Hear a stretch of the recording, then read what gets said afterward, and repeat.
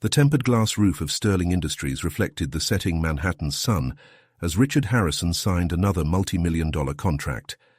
His fingers, steady on the Mont Blanc pen, did not show the weight of the decisions he carried on his shoulders. At 35, the CEO of one of the largest technology companies in the United States had everything money could buy, except time for his 5-year-old son. Madison Chen, Noah Harrison's latest nanny, watched the little boy through the half-open office door.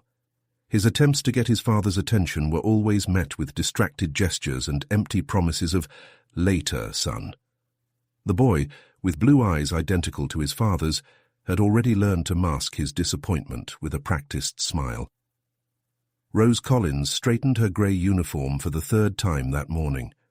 After 3 months working on the Harrisons' penthouse, she still felt out of place among the Italian marble and contemporary art.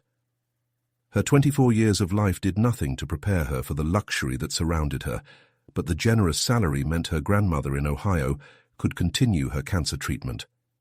"Miss Collins," Richard Harrison's voice surprised her as she organized the silverware. "Make sure everything is impeccable for dinner tonight. The vice president of Microsoft will be in attendance." Rose nodded, keeping her eyes downcast.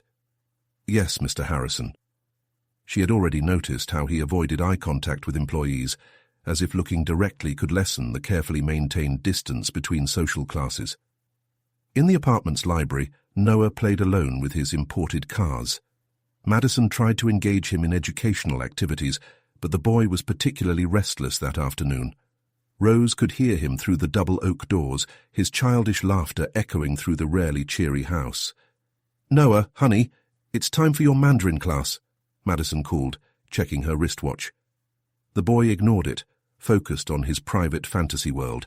Rose continued her meticulous work, moving silently through the rooms like an efficient shadow.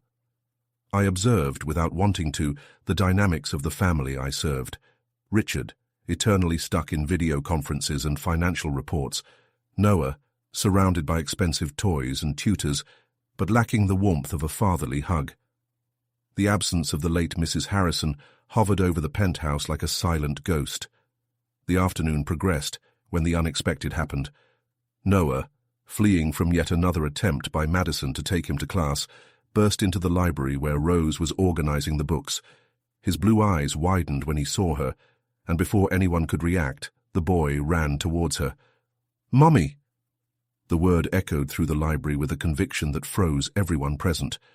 Rose felt small arms wrap around her legs, Noah's face pressed against her uniform. The shock prevented her from moving, while Madison panted in the doorway and Richard Harrison, attracted by the noise, watched the scene with an indescribable expression.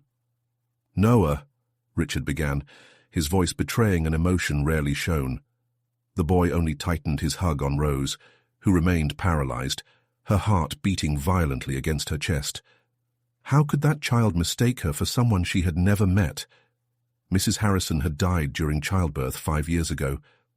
"Mr. Harrison, I don't know." Rose started to explain herself, but the words died in her throat when she met his eyes for the first time. The deep blue, identical to Noah's, studied her with a disturbing intensity. "Madison, take Noah to your room," Richard ordered, his controlled voice masking the turbulence of emotions that Rose could hear in his rigid posture. "No, I want to be with Mommy," Noah protested, clinging even tighter to Rose's legs. The silence that followed weighed like lead. Madison was able to finally separate Noah from Rose, gently dragging him out of the library as he cried and thrashed. Rose remained still, feeling Richard Harrison's gaze burning toward her.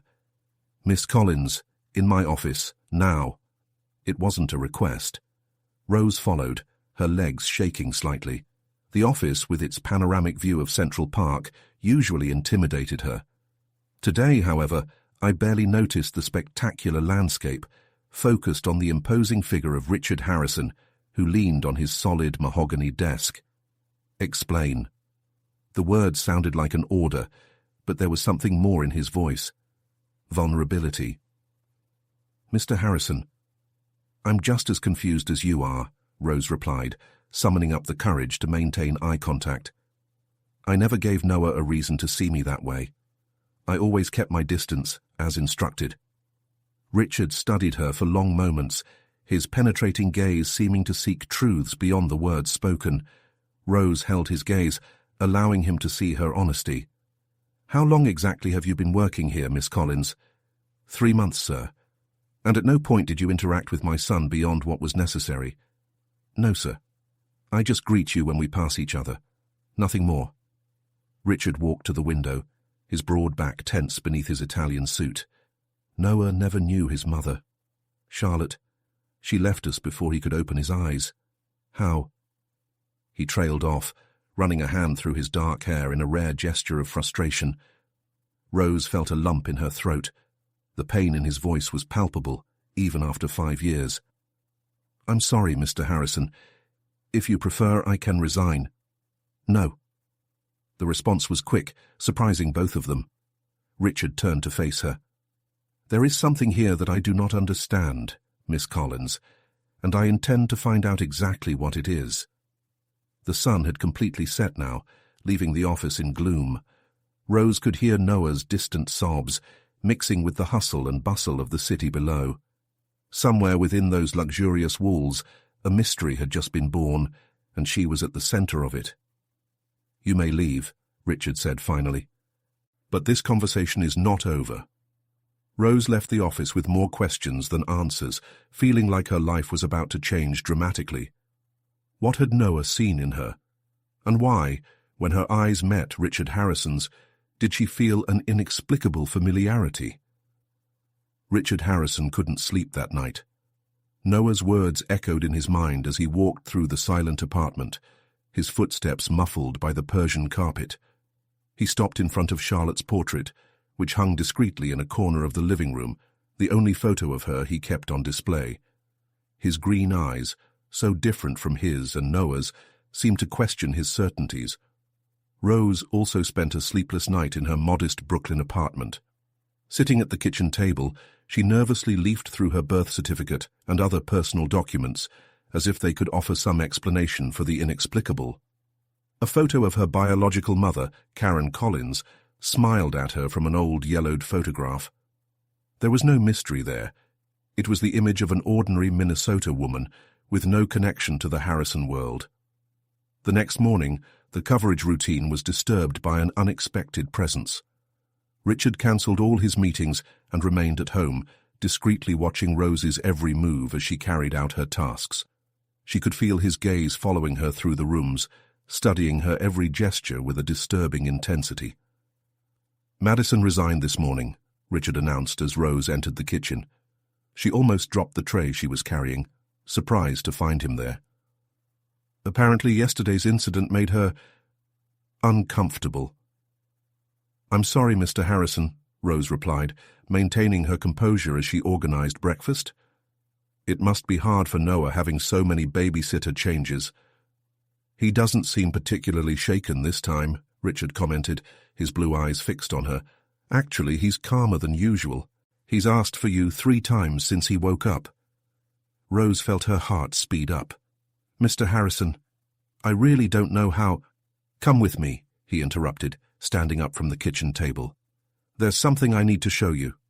He led her through a hallway she had never explored before, arriving at a locked door at the end. Richard inserted a golden key into the lock, revealing a room that seemed to have been preserved in time, Charlotte's bedroom. "No one has been in here for 5 years," he explained, his voice softer than usual. "Except for the housekeeper who keeps the place clean." Rose hesitated at the entrance, feeling like an intruder in this personal sanctuary. The room was elegant but cozy, with soft blue walls and carefully preserved antique furniture. Richard walked over to an antique dresser and opened a drawer, pulling out a photo album. "Last night, after everyone went to bed, I spent hours looking at these photos," he said, flipping through the pages with reverent care. "And I found this." Rose approached, curious. Richard stopped at a photograph showing Charlotte in her final month of pregnancy, smiling radiantly at the camera. Rose felt the air escape from her lungs. There was something familiar about that image that she couldn't explain. "The resemblance is remarkable," Richard murmured, his eyes switching between the photo and Rose.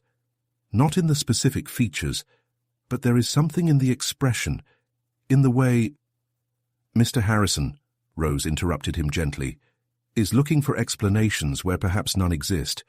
Noah is a small, lonely child. Maybe he just— Rose. The use of her first name caught her off guard. I believe in coincidences, but I also believe in instinct, and there's something here I can't ignore. A noise at the door made them turn around. Noah was standing there, still in his pajamas, his blue eyes wide at the sight of Rose. Daddy said I can't call you Mommy, he said in a low voice. But can I be close to you? The innocent request broke Rose's heart. Before he could respond, Richard approached his son and knelt at his height. Noah, remember when we talked about your mum? About how she's in heaven? The boy nodded, but his eyes remained fixed on Rose. I know, Daddy. But when I look at her, I feel it here. He pointed to his chest. Like the stories you tell about Mom. Richard exchanged a meaningful look with Rose, who felt her certainty begin to waver. How could a child who had never met his mother feel such a strong connection to a stranger? Mr. Harrison, Rose began, trying to keep her voice steady. Maybe I should look for another job. This situation might be too confusing for Noah and— No, Noah exclaimed, running to hug his legs again. Please don't leave. Richard watched the scene with a complex expression. Rose, I need you to stay. Not just for Noah, but because there are questions that need to be answered. She nodded slowly, aware that she was being drawn into something bigger than herself. The mystery that had begun with a simple word, Mommy, was turning into an increasingly intriguing puzzle. I'm going to hire a private investigator, Richard continued, his voice taking on the decisive tone that Rose recognized from business calls. We need to find out if there are any connections that we're not seeing. Rose wanted to protest, say it was a waste of time and money, but the words wouldn't come, because deep down, in a place that she didn't dare examine too closely, she also felt that there was something inexplicable happening. Noah grabbed her hand, pulling her towards the door. Come have coffee with me? Rose looked at Richard, who nodded almost imperceptibly. As he followed the boy down the hallway, his certainties about who he was and where he came from began to dissolve like fog in the morning sun. The next morning, Richard found a small piece of paper folded in his jacket, a drawing Noah had made during the night. It featured 3 stick figures, a tall man, a small boy, and a dark-haired woman he identified as Rose. The word family was written in childish letters at the top of the page. Sitting in his office at Sterling Industries, Richard couldn't focus on the financial reports in front of him. He picked up his phone and dialed a familiar number. Marcus, I need that favor now. His voice was low, determined. Marcus Reynolds was more than her lawyer. He was the only one who knew all the details about Charlotte's death. In her Brooklyn apartment, Rose was on the phone with her grandmother in Ohio, trying to keep her voice calm as she explained recent events. Grandma, there's something strange going on. My boss's son. He thinks I'm his mother. Oh dear. Her grandmother's practiced voice faltered for a moment. Maybe it's just a needy child, seeking motherly affection. But Rose could feel there was more. Much more. After hanging up, he opened an old box that held the few photos of his childhood. Her biological mother had died in a car accident when Rose was just 2 years old, and her father was never present. Her grandmother raised her alone, but there were always gaps in her story that were never filled. Back at the Harrison penthouse, Rose found Noah sitting in the library, flipping through an old photo album.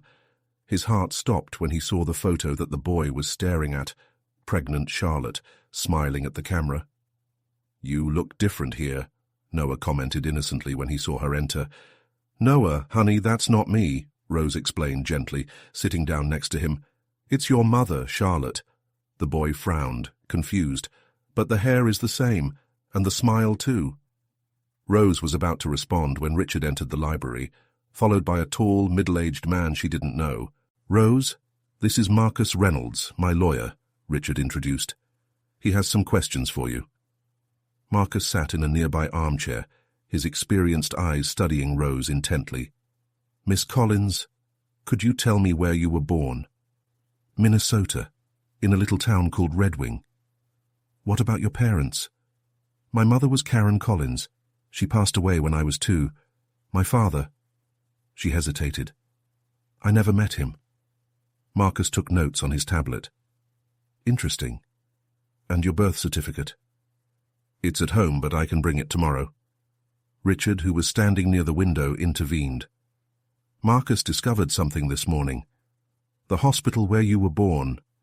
There was a fire in the records department that same year." Rose felt a shiver run down her spine. "What does that mean?" "It means," Marcus explained, "that we're having difficulty verifying some of the details of your birth. Digital records from that time are inconsistent." Noah, who had remained quiet during their conversation, suddenly raised his head. "Daddy, can I show her my secret place?" Richard hesitated, then nodded. "Go ahead, son." The boy took Rose's hand and led her to a small niche hidden behind a bookcase. There he had created a small shrine with photos of Charlotte that he had found around the house. "Sometimes I come here to talk to her," he confessed in a low voice, "but since you arrived, I haven't had to come as much anymore." Rose felt tears forming in her eyes. Richard, who had followed them, gently touched his shoulder. "There's one more thing," he said. "Charlotte had a peculiar birthmark on her right wrist." "A small crescent-shaped spot?" Rose turned pale, instinctively pulling at the sleeve of her blouse. There, on his right wrist, was a mark identical to the one described. Marcus approached, his eyes widening slightly. "This changes everything." "What's going on?" Rose asked, her voice shaking. Richard exchanged a meaningful look with Marcus. 5 years ago, there were complications during Noah's birth. Charlotte, she had severe bleeding. When I woke up the next morning, they told me she hadn't made it." "But," Rose encouraged, sensing there was more to the story. "But I was never allowed to see the body," Richard added, his voice full of restrained emotion. "The hospital said they had already carried out the necessary procedures. All they gave me were documents to sign." Marcus cleared his throat. "Mr. Harrison, considering this new evidence, I suggest a deeper investigation. The hospital in question closed 3 years ago following reports of administrative irregularities." Noah, oblivious to the growing tension, continued showing Rose his photos. "Look, here she is wearing the same necklace as you." Rose automatically touched the delicate silver necklace she always wore, an heirloom from her supposed mother, according to her grandmother. "We need a DNA test," Richard declared suddenly. "Immediately." Rose felt the world spin around her. Would it be possible? Could all of her memories, her identity, her life, be based on an elaborate lie? "I'm going to make some calls," Marcus said, already pulling out his phone. "I know a discreet laboratory that can perform the test today." Richard approached Rose, his intense blue eyes fixed on hers. "I know it's a lot to process, but I need to know. Are you willing to find out the truth, whatever it may be?" Rose looked at Noah, who was smiling innocently, then back at Richard. Deep in his heart, a certainty began to form, a truth that had always been there, waiting to be discovered. "Yes," she replied, her voice firmer than she expected. "I'm ready." The medical laboratory in Midtown Manhattan was discreet and sophisticated, just as Marcus had promised. Rose sat in the waiting room, watching her shaking hands while Richard spoke in a low voice with the doctor in charge. Noah had stayed in the penthouse with the housekeeper, although he had vehemently protested the separation. "Miss Collins," the nurse called, her professional voice masking her curiosity as she saw Richard Harrison, a well-known figure in New York business circles, escorting a maid. The collection was quick, just a swab on the inside of the cheek. Rose watched the small tube containing her sample being labeled and stored, feeling as if that simple object held the power to rewrite her entire story. "The results will be ready in 48 hours, the doctor informed, adjusting his glasses as he studied the two. "Given the delicate nature of the situation, we guarantee complete confidentiality." Outside the lab, the autumn afternoon was surprisingly mild. Richard stopped next to his Audi R8, the keys dangling uncertainly between his fingers. "I don't think it's wise for you to go back to Brooklyn alone," he said finally. "In fact, I'd like you to consider temporarily moving into the penthouse. There's a lot we need to discuss." Rose hesitated. "Mr. Harrison." "Richard," he corrected softly. "I think we're past the point of formalities." "Richard," she tested the name, feeling its strangeness. "This all seems so surreal," he added, a sad smile playing on his lips. "Believe me, I completely understand." The journey to Brooklyn was made in contemplative silence. Rose guided Richard to her small apartment, feeling strangely embarrassed as she opened the door for him. The contrast between her world and his had never been so evident. "I'll need a few hours," she said, starting to sort clothes and documents. "There's a box, my mother's belongings. Maybe there's something in there that can help." Richard nodded, his eyes wandering around the modest but welcoming apartment. He stopped in front of a photograph on the shelf, Rose as a child, smiling next to her grandmother. "Your grandmother," he commented. "She must have answers." Rose froze in the middle of folding a blouse. "Grandma Helen, she was always very vague about certain details. I always thought it was because of the trauma of losing her daughter, but now—" "We need to talk to her," Richard declared, his voice taking on that decisive tone that Rose already knew. "As soon as possible." "She's sick," Rose protested weakly. "Cancer treatment." "All the more reason not to delay," he interrupted gently. "If she knows something, we need to find out while—" He didn't finish the sentence, but the meaning hung heavy between them. Rose found an old box at the back of the closet, carefully preserved memories of a life she now questioned. His hands shook as he opened the lid, revealing old photographs, yellowed documents, and, surprisingly, a sealed envelope he had never noticed before. "What is this?" Richard approached, noticing her perplexed expression. "I've never seen this envelope," she murmured, turning it over in her hands. It was addressed to her, with her grandmother's handwriting and the instruction, "Only open when necessary," written on the back. Richard sat next to her on the small sofa. "I think that moment has come." With trembling fingers, Rose broke the seal.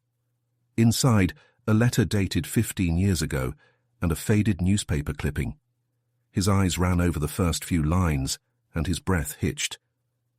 "My dear Rose," she read aloud, her voice shaking.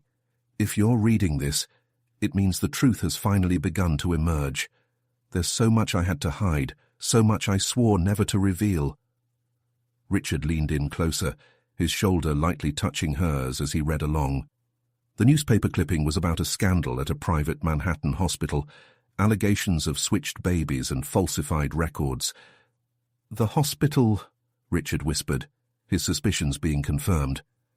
"It's the same one where she supposedly died," Rose added, continuing to read the letter. "Grandma writes about a nurse who came to her 15 years ago, confessing something about a baby swap and altered records. She says she was threatened to keep quiet." "By who?" Richard demanded, his voice tense. "It doesn't say specifically, but it mentions someone powerful enough to destroy lives." Rose turned to the last page, her hands shaking violently now. "She ends by asking for forgiveness, saying that every decision was made to protect me."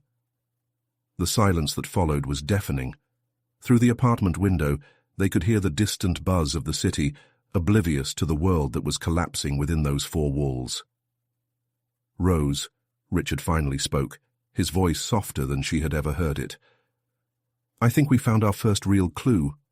She nodded, unable to form words. His mind swirled with possibilities and implications.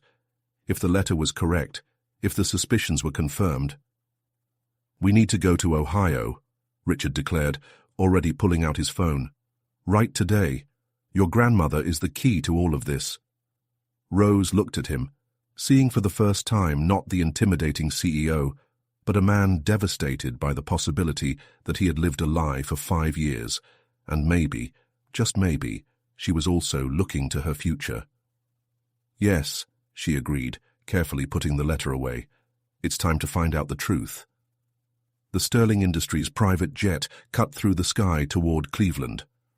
Rose watched the clouds through the oval window, her mind still processing how quickly her life had changed in the last 24 hours. Beside her, Richard was reviewing his grandmother's letter for the 10th time, as if he could extract more information from the words already engraved in his memory. "Noah was so sad he couldn't come," Rose commented, breaking the silence. Saying goodbye to the boy had been especially difficult, with repeated promises that they would be back soon. "The housekeeper will keep you busy," Richard replied, carefully folding the letter. "Besides, we don't know what we're going to find in Ohio. He'd better be safe at home." Rose nodded, thinking about her grandmother.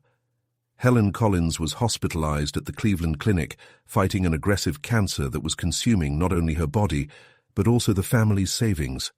The experimental treatment that Richard had arranged was their last hope.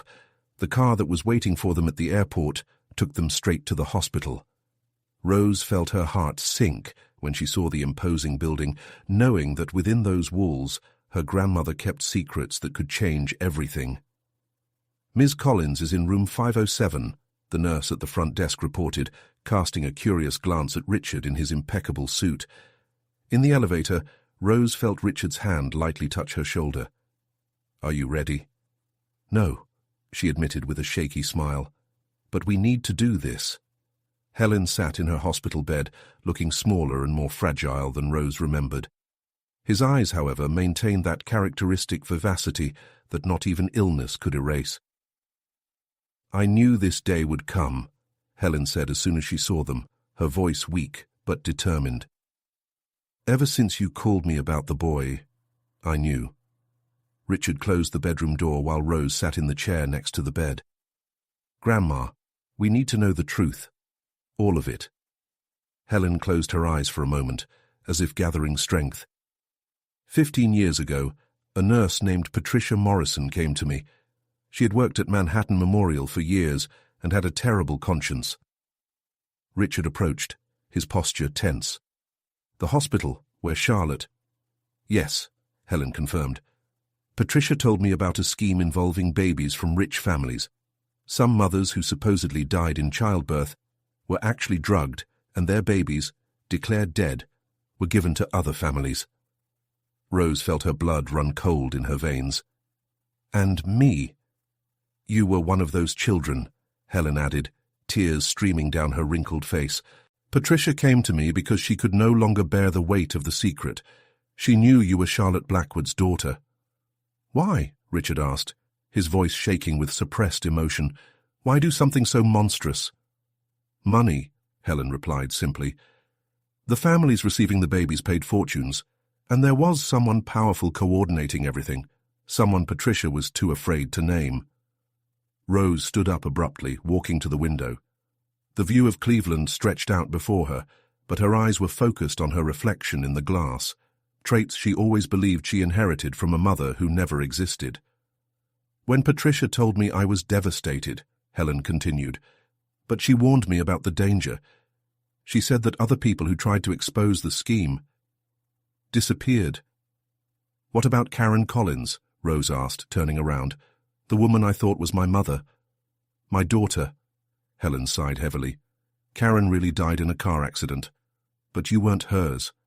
Patricia arranged the documents, forged certificates, all to protect you from the true architect of this nightmare."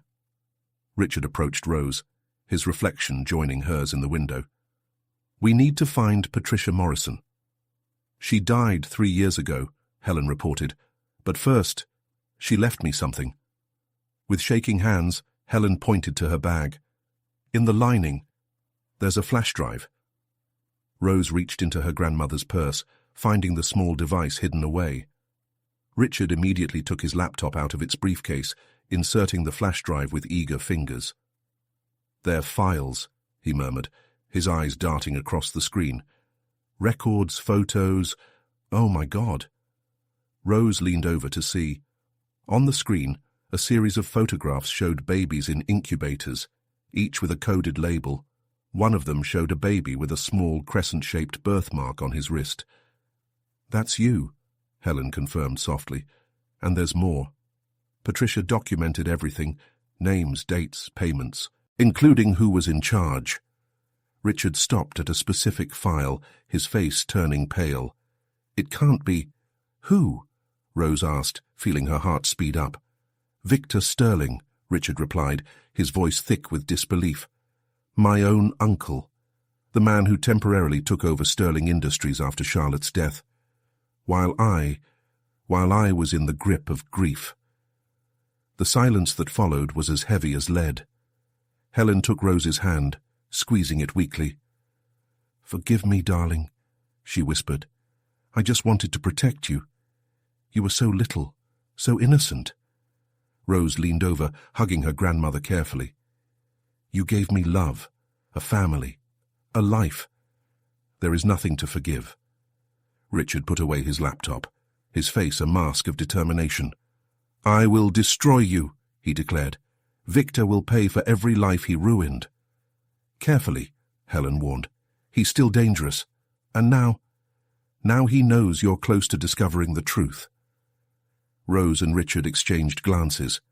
The truth was finally emerging from the shadows, but with it came a new danger. One that threatened not only their newfound past, but their future as well. "We'll face this together," Richard said, his hand finding Rose's. "For Charlotte, for Noah, for all the families he destroyed." Rose nodded, feeling a new strength growing within her. She was no longer just the maid Rose Collins. It was Rose Blackwood, and she was ready to fight for her true identity. Richard and Rose returned to Manhattan with renewed purpose and a threat hanging over their heads. Patricia Morrison's flash drive metaphorically burned in Richard's jacket pocket as the private jet landed at the private airport. The information contained in that small device had the power to destroy not only Victor Sterling, but the entire empire that the family had built over generations. "We can't go back to the penthouse," Richard declared as he drove his Audi through less busy streets.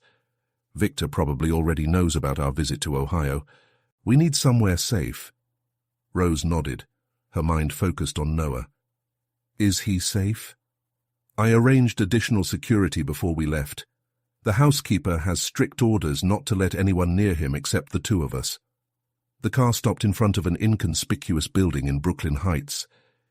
Richard guided her to an apartment on the top floor, a safe house he kept for business emergencies, now serving as a refuge for a much more personal situation. "We need a plan," Rose said, taking in the view of the Brooklyn Bridge through the screened windows. "Victor isn't just going to confess to his crimes." Richard opened his laptop, inserting the flash drive. Patricia was meticulous in her documentation. There are records of bank transfers, coded communications, even compromising photographs. But most importantly, he trailed off, his eyes fixed on the screen. "These are the names of the other families involved." Rose approached, her heart racing when she saw the list of exchanged babies and their respective biological families, entire lives built on lies, just like hers. "Some of these people are extremely influential," Richard continued. "CEOs, politicians, celebrities. Victor created a perfect blackmail network." "That's why no one ever reported him," Rose concluded. "He had power over them all." Richard's phone vibrated, a text message from an unknown number. His face turned pale as he read, "Beautiful apartment in Brooklyn Heights. The views are spectacular, don't you think? V." "He found us," Rose whispered, a shiver running down her spine. Richard immediately began to gather his belongings. "We have to go. Now." But before they could reach the door, the elevator in the hall announced someone's arrival. Firm footsteps echoed through the silent corridor. "Richard," Victor Sterling's familiar voice sounded from the other side of the door. "Let's talk like civilized adults." Rose and Richard exchanged tense glances. There was no way out. The apartment had only one entrance, and the fire escape was on the other side of the building. "Open the door," Richard murmured to Rose. "I need to face him." Victor Sterling was the embodiment of aristocratic elegance, perfectly coiffed grey hair, a tailored Italian suit, and a smile that didn't reach his cold eyes. "Dear nephew," he greeted, entering the apartment as if he were the owner. His calculating eyes landed on Rose. "And the lovely Miss Collins, or should I say Blackwood? How could you?" Richard took a step forward, his voice shaking with suppressed anger. "Charlotte, all those families—" "Business, Richard. Just business," Victor replied casually, pouring himself a drink from the bar. "Do you really think Sterling Industries got to where it is on ethics and hard work alone?" "You destroyed lives," Rose exploded, unable to contain her outrage. Victor laughed softly. "On the contrary, darling. I gave desperate people exactly what they wanted, healthy babies to raise as their own, and birth families. Well, some things are better left in the past." "Like Charlotte's death?" Richard questioned, his voice dangerously low. Victor's smile faltered momentarily. "A necessary sacrifice. She discovered something she shouldn't have. She was threatening to expose everything." Rose felt her legs weaken. Charlotte hadn't died in childbirth. She had been silenced for discovering the truth. "The flash drive." Victor held out his hand, his tone leaving no room for argument. "Hand it over, and we can reach an agreement satisfactory to everyone." "Deal?" Richard laughed bitterly. "You took my wife from me. You separated mother and son. You manipulated my entire life." "And I built an empire that you will inherit," Victor retorted. "Think about it, nephew. Is it worth destroying everything because of some past indiscretions?" Rose watched the internal battle in Richard's eyes.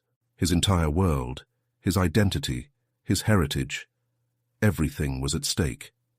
"Yes," Richard finally replied, his voice firm. "Worth every penny." Victor's smile disappeared completely. "Then they leave me no choice." He gestured towards the door, where two men in suits appeared silently. "The flash drive," he demanded again, "or the consequences will be unpleasant." Richard and Rose looked at each other, a silent communication passing between them. In one swift movement, Richard threw the laptop through the armored window, the special glass resisting the impact. "Oops," he said calmly. "I think we just lost your precious evidence." Victor's face contorted in fury. "You fools! You think this is the only set of evidence I have to protect?" "No," Rose replied, a smile appearing on her lips. "But while we were here distracting you, the federal police are raiding your office at Sterling Industries with a search warrant. Apparently, someone sent copies of certain very interesting information to the authorities." The color left Victor's face. In the silence that followed, sirens began to sound in the distance, quickly approaching. Chaos ensued in the apartment in a matter of seconds. Victor Sterling, realizing the trap he had fallen into, cast a murderous glare at his henchmen. "Eliminate them," he ordered, his mask of civility completely destroyed. Richard reacted instantly, pushing Rose behind a marble column as the two men advanced. Years of practicing martial arts, a hobby he maintained to alleviate corporate stress, finally found practical use. "Rose, the back door!" he shouted, blocking one of the attacker's blow. The sound of breaking glass echoed through the apartment as Victor, in his rage, began to destroy everything in his path. Rose ran towards the emergency exit, but stopped abruptly. "I couldn't abandon Richard. Not now. Not after all." His eyes scanned the room for anything useful until he located the fire extinguisher next to the stairs. "Did you really think you could take me down?" Victor snapped, his aristocratic composure completely lost. "I built this empire. Every secret, every shadowy dealing, every manipulated life, everything was calculated." The sirens were closer now. Rose could see red and blue lights reflecting off the windows of neighboring buildings. With the extinguisher firmly in her hands, she waited for the right moment.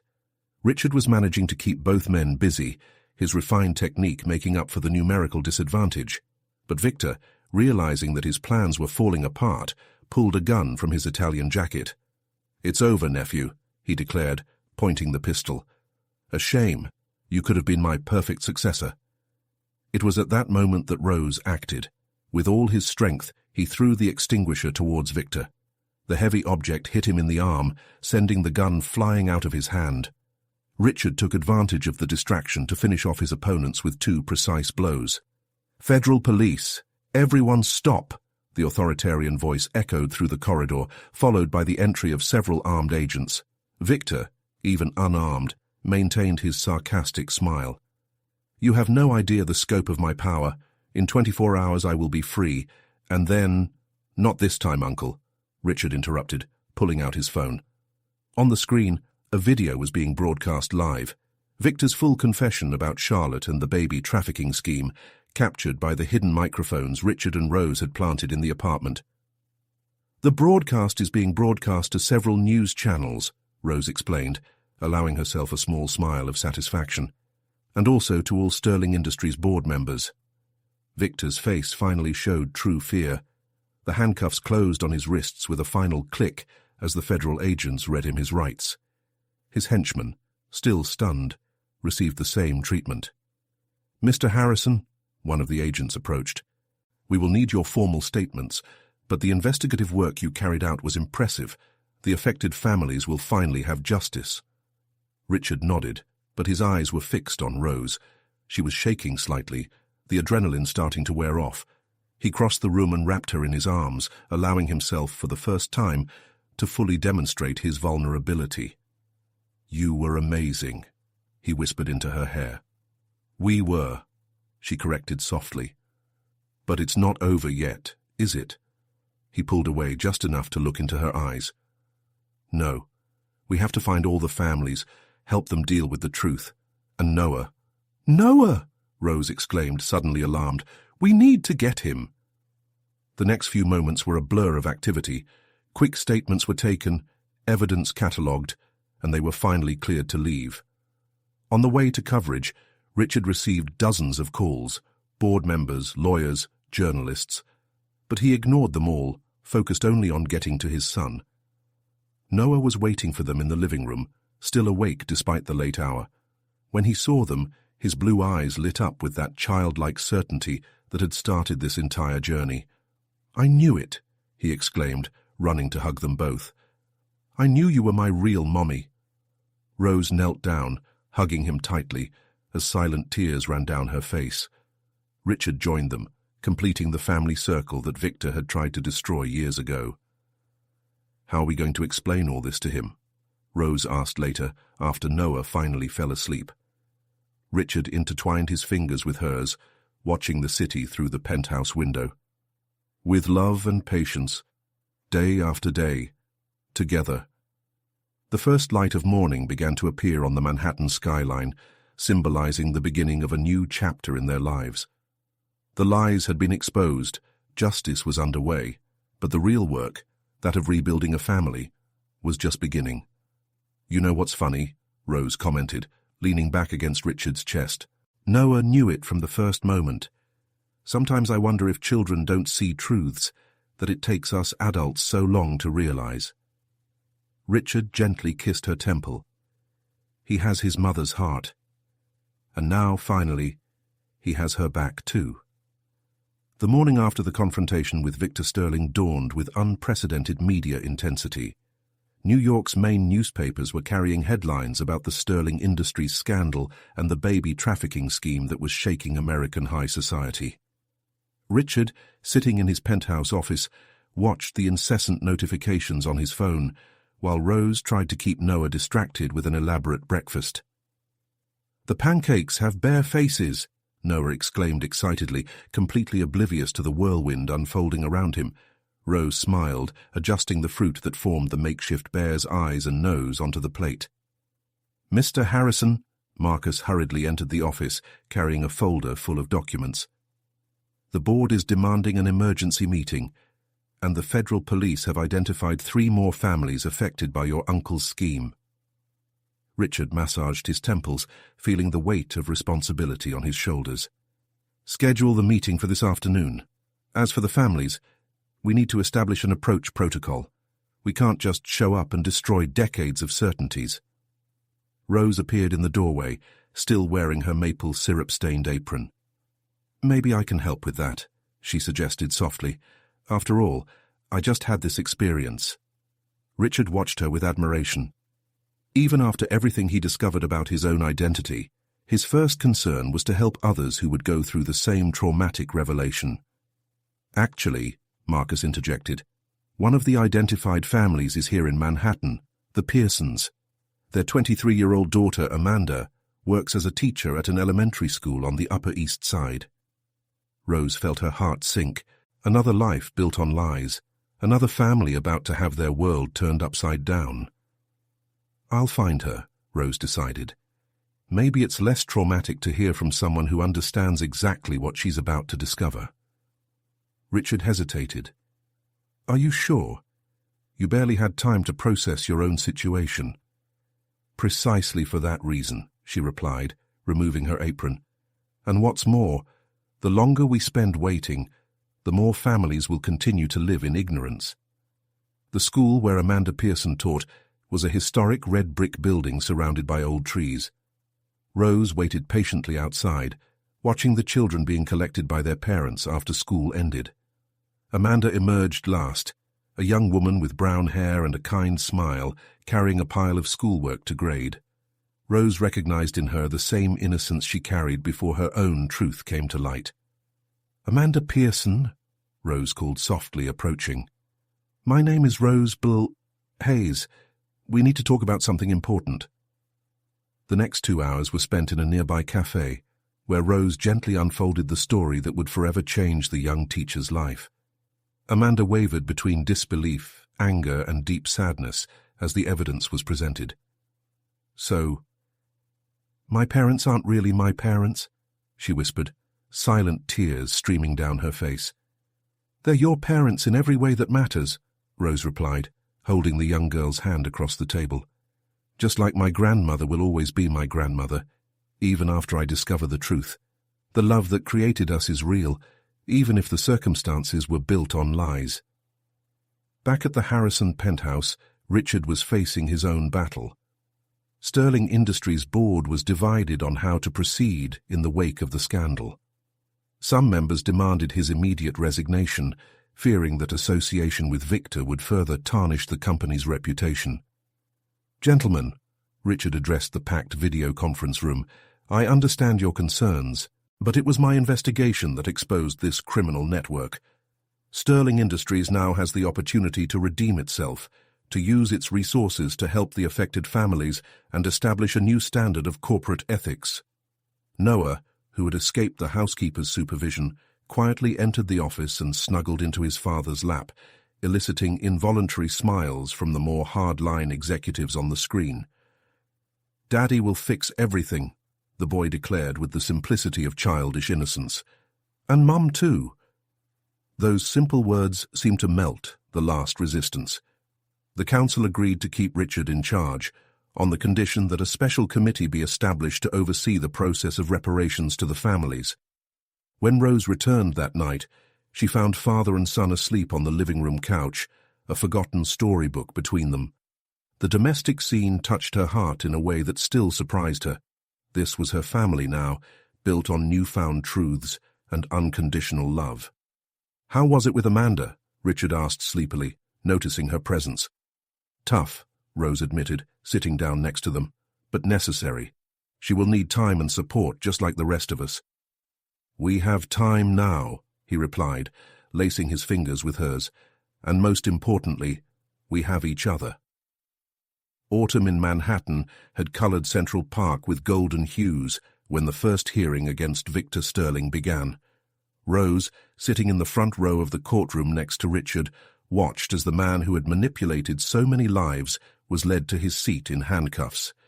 His expensive suit had been replaced by the orange prison uniform, but his eyes still carried that characteristic arrogance. "The prosecutors have a solid case," Marcus whispered, leaning in between the two. "The evidence is irrefutable, and 3 of the families have already agreed to testify." Rose nodded silently, her mind wandering to Amanda Pearson. The young teacher had found the courage to not only confront her own truth, but also to become one of the main witnesses against Victor. His story of swapped babies and manipulated lives had touched a sensitive nerve in American society. "The state of New York versus Victor Sterling," Judge Peterson announced, his deep voice echoing through the courtroom.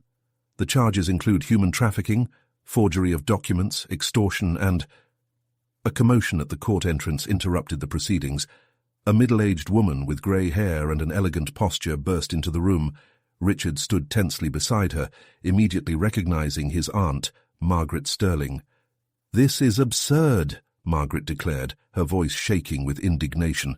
"My husband dedicated his life to Sterling Industries. You can't—" "Miss Sterling," the judge banged his gavel, "sit down, or you will be removed from the courtroom." Rose watched as the woman was led to a seat by officers, noting how her hands shook as she held her designer bag. There was something in his eyes, fear, blame, which suggested she knew more than she let on. During the break, Rose found Margaret in the courtroom bathroom, washing her face with cold water. Their eyes met through the mirror. "You must hate me," Margaret said softly, surprising Rose with her directness. "Everyone must." "Did you know?" Rose asked, keeping her voice neutral. "About what Victor did?" Margaret dried her face with a silk handkerchief, her hands still shaking. "At first, no. But then, I started to notice patterns. Strange documents, secret meetings, large sums being transferred." She paused, facing Rose directly. "When I discovered the truth, it was too late. Victor had built his empire of secrets, and I was too much of a coward to stand up to him." "What about Charlotte?" Rose pressed, feeling her heart speed up. "Did you know what happened to her?" Tears welled up in Margaret's eyes. "Charlotte found out everything. She was too bright for her own good. Victor, he saw her as a threat that needed to be eliminated."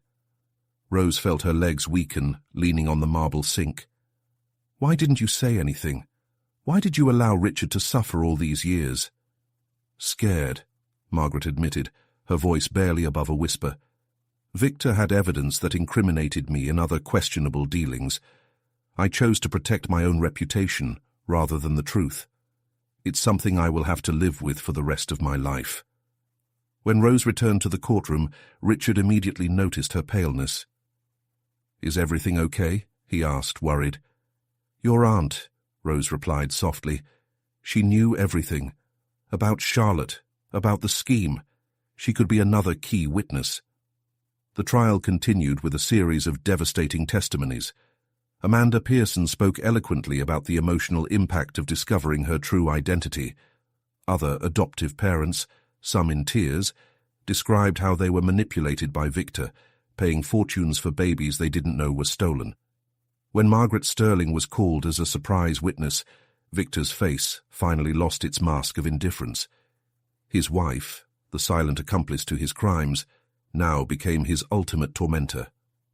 "Mr. Sterling," the judge announced after hours of testimony, "this court orders your pretrial detention without bail pending trial for the crimes presented." Outside the courthouse, under Manhattan's autumn sky, Rose found Richard looking out over the city he loved so much. "Are you thinking about Noah?" she asked softly, intertwining her fingers with his. "On how to protect him from all of this," he confirmed. "The headlines, the comments, the family's tarnished legacy. He has something that a lot of those kids never had," Rose recalled. "The truth. And parents who love him unconditionally." Rose felt the weight of Margaret Sterling's testimony throughout the following week. The revelations about Charlotte weighed heavy on her heart as she tried to balance her new reality as Noah's mother and Richard's partner with committee responsibilities supporting families affected by Victor's scheme. "Ms. Anderson has arrived," the secretary announced over the intercom. Rose adjusted her professional blazer, a significant change from her old maid uniform, and stood up to greet yet another family impacted by Victor's web of lies. The woman who walked into his office at Sterling Industries seemed to carry the weight of the world on her shoulders. Caroline Anderson, 45, held an old photo to her chest as if it were her most prized possession. "When I saw the news about the Sterling case," Caroline began, her voice shaking, "something finally made sense. My daughter Lauren, she never looked like anyone in her family. I always thought it was just capricious genetics, but now—" Rose gently led the woman to the leather sofa, pouring her water. "In recent days, He had become an expert at offering not just information, but also emotional comfort to people whose lives were being redefined. "The hardest part," Caroline continued, "is that Lauren is pregnant with her first child. How do I tell her that her entire family medical history, everything she believes about her genetic heritage, is a lie?" "The truth does not diminish the love you share," Rose replied softly, thinking of her own grandmother in Ohio. "In fact, it could strengthen your bonds even further." A soft knock on the door interrupted the conversation. Richard entered, carrying Noah, who had insisted on visiting Mommy's new room. The boy immediately ran towards Rose, stopping abruptly when he saw the visitor. Caroline watched the interaction with teary eyes. "Is he your biological son?" "It's a complicated story," Rose smiled, hugging Noah. "But yes, although I only found out recently. Just like you and Lauren, our family was built on lies, but we are rebuilding it with truth and love."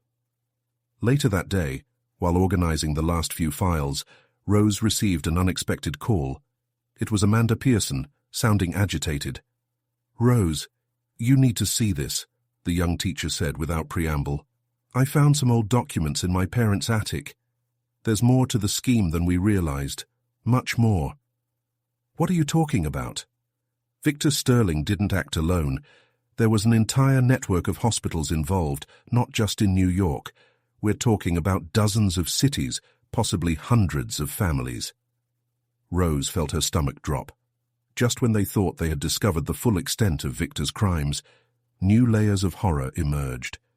Richard found Rose still in her office hours later, surrounded by papers and with her laptop open, showing a series of scanned documents that Amanda had sent. "We can't stop now," she said before he even spoke. "There are so many families out there still living in ignorance." Richard came closer, gently massaging her tense shoulders. "We're not going to stop, but we also need to take care of ourselves. Noah asked if we could have a picnic in the park this weekend, like a normal family." Her son's innocent request brought tears to Rose's eyes. Through all the chaos and revelations, Noah remained her anchor, reminding her of what really mattered. "Carolyn Anderson made me think," Rose commented, leaning back into Richard's touch. "What if we have our own child one day? How do we explain this whole story?" Richard spun her around in her chair, making her face him. "With honesty. It's the only way to break this cycle of secrets." A joyful scream interrupted the moment. Noah had once again escaped his nanny and was now running down the hall towards Rose's office. "Mommy, look what I did!" he exclaimed, brandishing a colorful drawing. In it, 3 smiling figures, a family finally complete. Rose hung the drawing on her wall, next to photos of the families who were helping. It was a constant reminder that even from the darkest lies, the truth could bloom like a flower through concrete, transforming scars into marks of strength and resilience. "Let's go home," Richard suggested, picking Noah up. "I think we all deserve a movie night with popcorn and blankets." As they left the office, Rose reflected on how her life had changed in just a few months. From housekeeper to family support committee director, from orphan raised by her grandmother to mother reconnecting with her son, each change brought its challenges, but also its blessings. Caroline Anderson had taught a valuable lesson. There is no perfect time for truth, but there is always room for love to grow in the midst of the most painful revelations.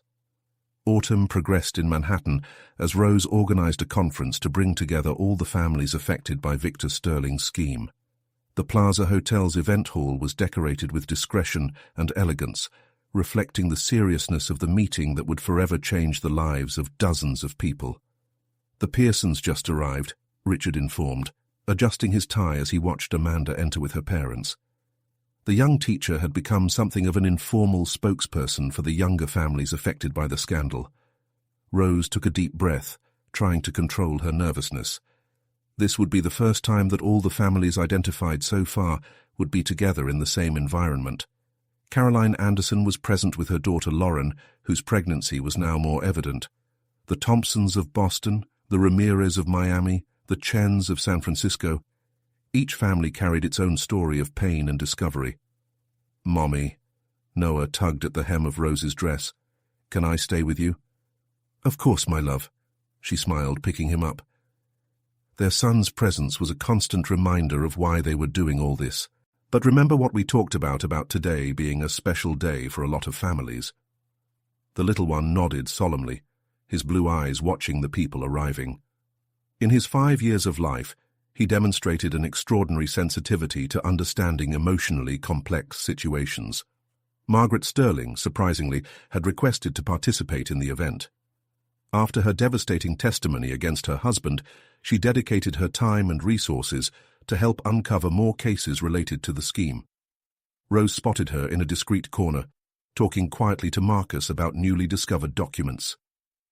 "Attention, please," Richard called, his calm but firm voice reaching everyone present. "We would like to start by thanking each and every one of you for coming. We know this journey has not been easy." Rose took her place next to him on the small makeshift stage, still with Noah in her arms. Each person in this room represents a love story that transcends blood and documents. We are here not only to share our experiences, but to build a network of mutual support. Amanda Pearson was the first to share her story, her voice shaking initially, but gaining strength as she spoke. Lauren Anderson followed, describing how discovering her true origins had affected her outlook on impending motherhood. "My baby," Lauren said, patting her belly, "will be the first member of the family to be born without secrets.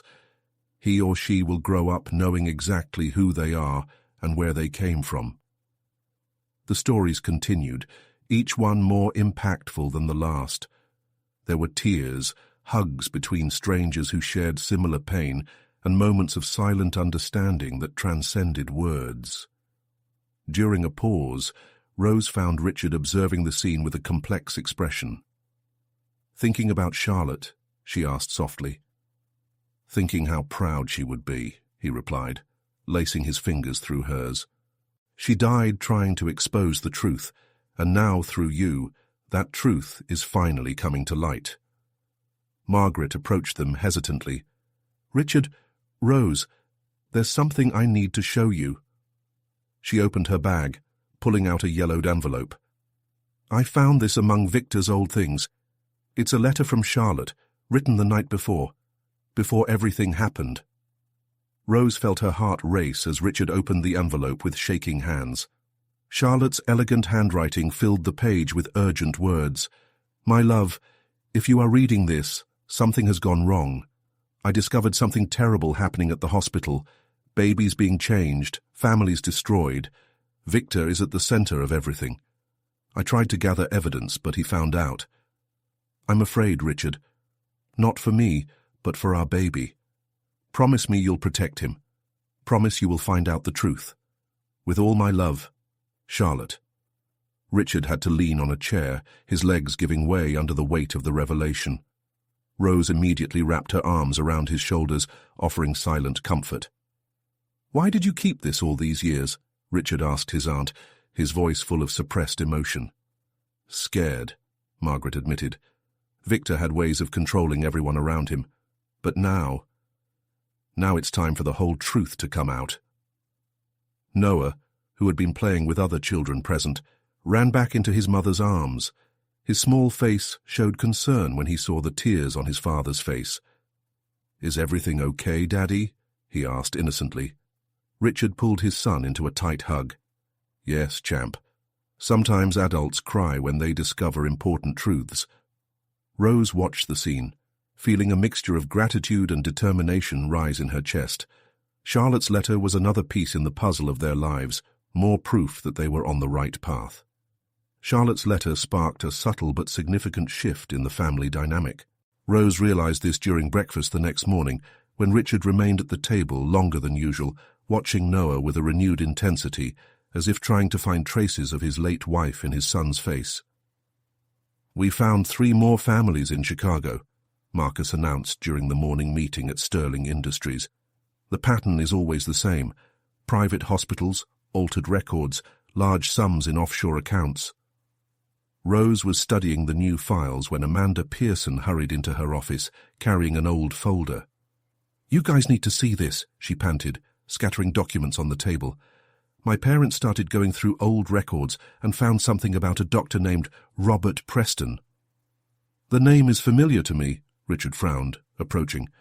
He worked at Manhattan Memorial at the same time as Charlotte.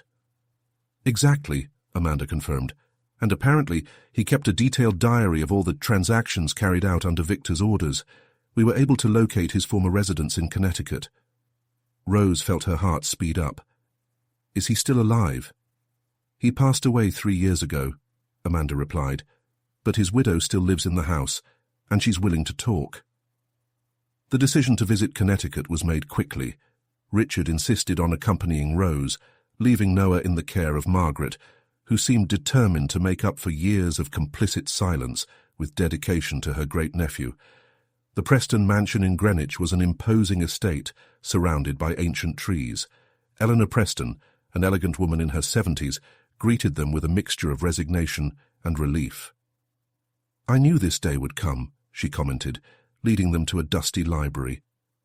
Robert carried the weight of these secrets until his last breath, but before he died, he made me promise to keep it all until the time was right. Eleanor removed a false panel behind a bookcase, revealing an antique safe. Inside, in addition to the diaries mentioned by Amanda, there were photos, medical documents, and most surprisingly, audio recordings. Robert documented everything, Eleanor explained, her hands shaking slightly as she handled the materials. In the beginning, he believed he was helping families, couples desperate for children, single mothers in vulnerable situations. But when Victor Sterling took control of the scheme, everything changed. Rose picked up one of the journals, her eyes running over the yellowed pages. There are dates, names, specific details of each case, including Charlotte's, Eleanor added softly. Robert has never forgiven himself for his role that night. Richard, who had been examining the recordings, stopped abruptly. What exactly happened to Charlotte? Eleanor hesitated, picking up a specific tape. Maybe you'd better hear it for yourselves. Dr. Preston's deep voice filled the library through an old tape recorder. March 17th, 5 years ago.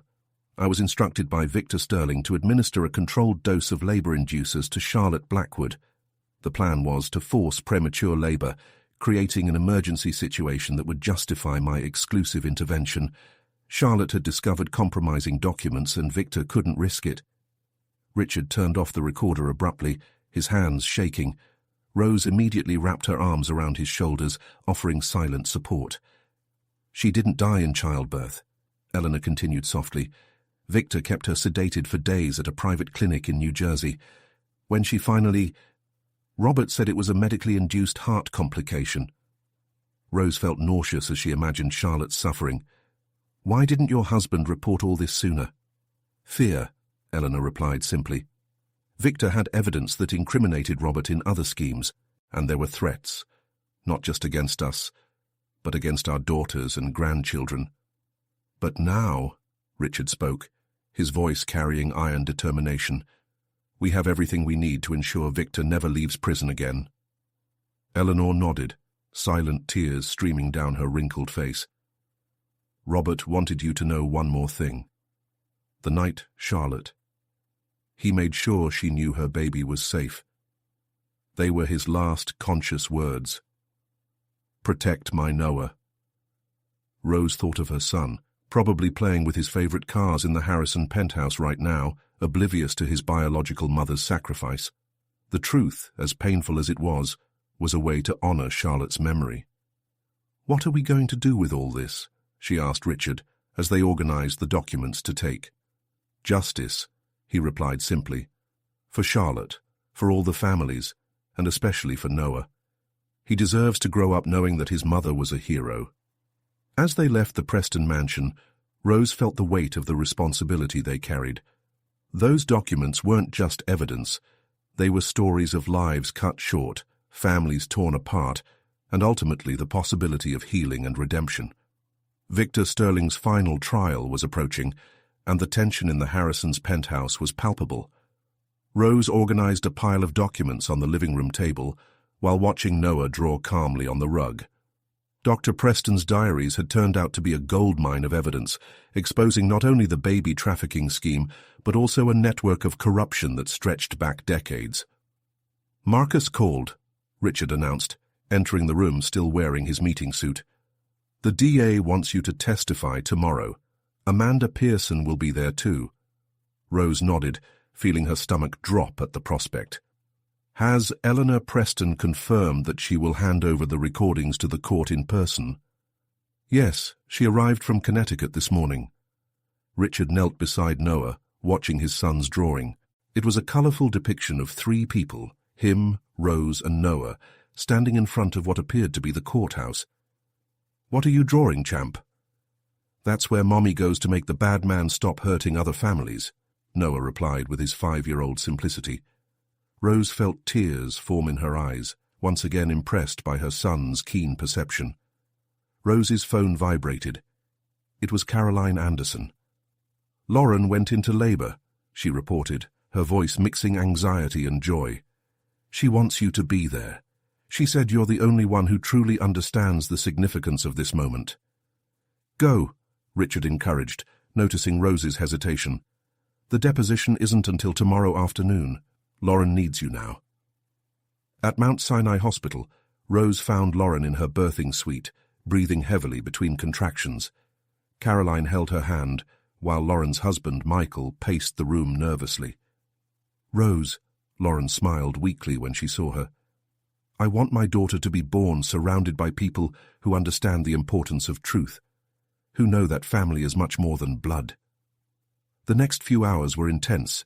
Rose alternated between comforting Lauren and exchanging messages with Richard, who kept her updated on trial preparations.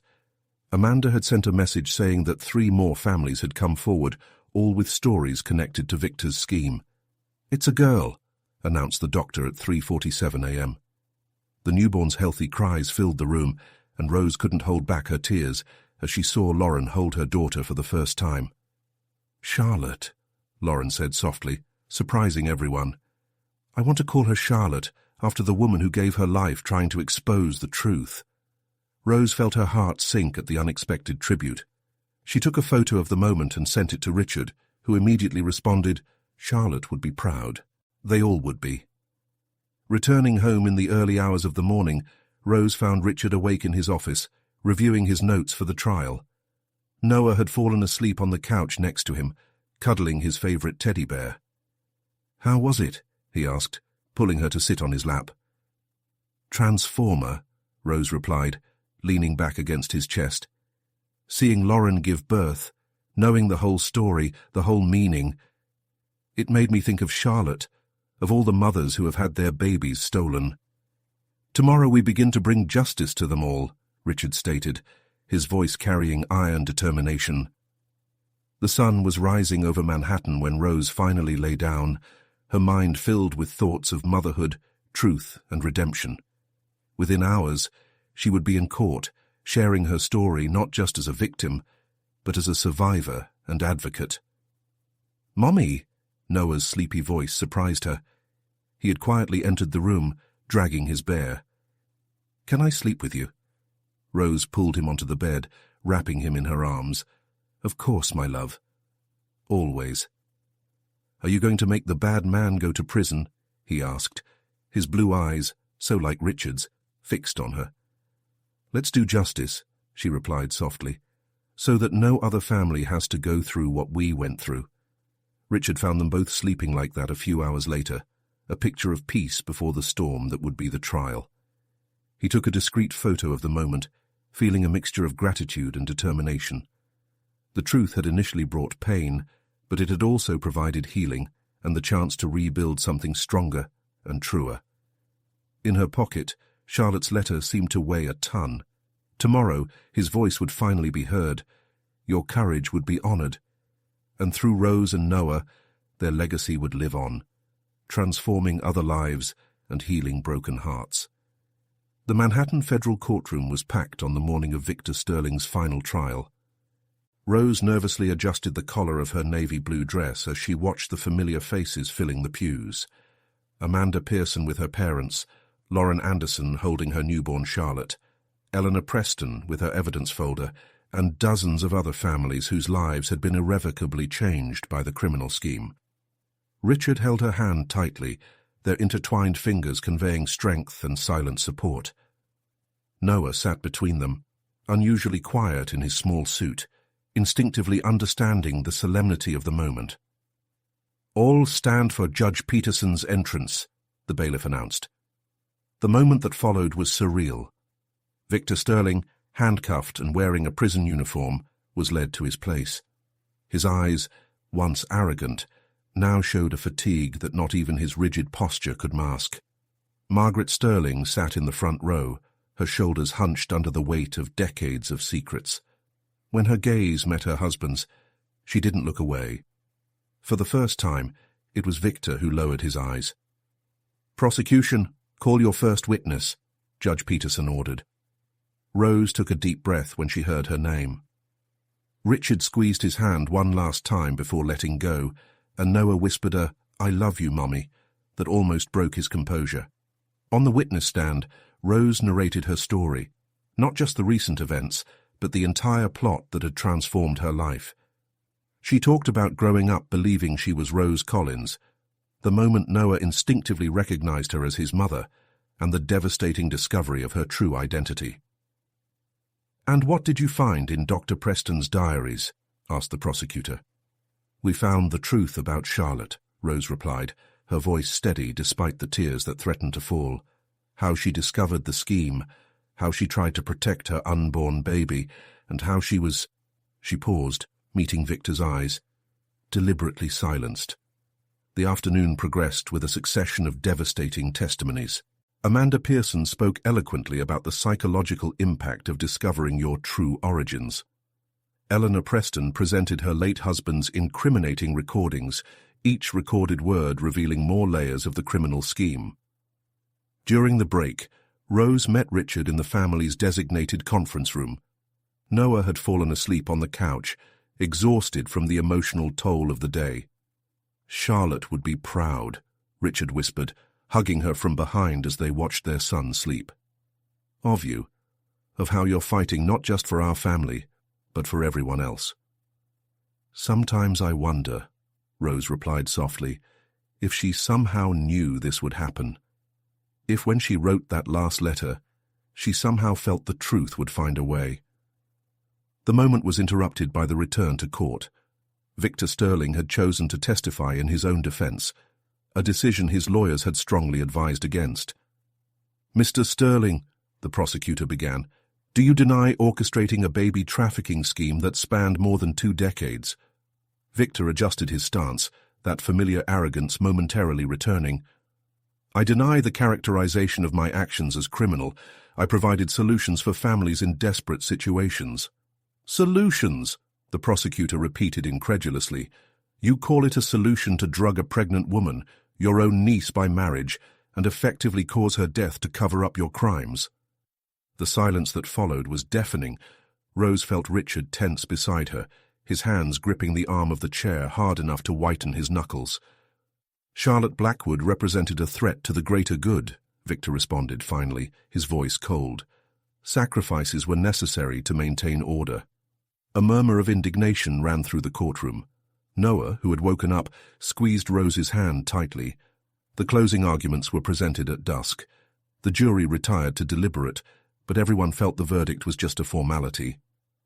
The evidence was irrefutable, the testimony devastating. When the jury returned less than 2 hours later, the air in the courtroom was electric. Rose held Noah in her lap, Richard with a protective arm around them both. "Did the jury reach a verdict?" Judge Peterson asked. "Yes, Your Honor," the jury president replied. "On all counts presented, we find defendant Victor Sterling guilty." The sentence was pronounced: life imprisonment without the possibility of parole, plus financial restitution to all affected families. Victor was led out of the courtroom in silence. His era of power and manipulation finally ended. Outside the courthouse under the Manhattan night sky, families hugged and cried, not just with relief, but with a shared sense of justice and healing. "What happens now?" Noah asked innocently, holding his parents' hands. Rose and Richard exchanged looks full of love and promise. "Now," Rose replied, "we continue to build our family. We continue to honor the memory of your first mother, Charlotte, by helping other families find their truth. And, most importantly, Richard added, we continue to love each other, knowing that the truth, no matter how painful it may be initially, always makes us stronger. As they walked home that night, Rose reflected on the extraordinary journey that had transformed her life. From maid to recognized mother, from orphan raised by her grandmother to defender of separated families, every step, every revelation had contributed to shaping who she was now. The truth had finally prevailed, not just in the courts, but in the hearts of those who had been affected by Victor's scheme, and although scars remained, they now served as reminders of the strength of family love and the transformative power of truth.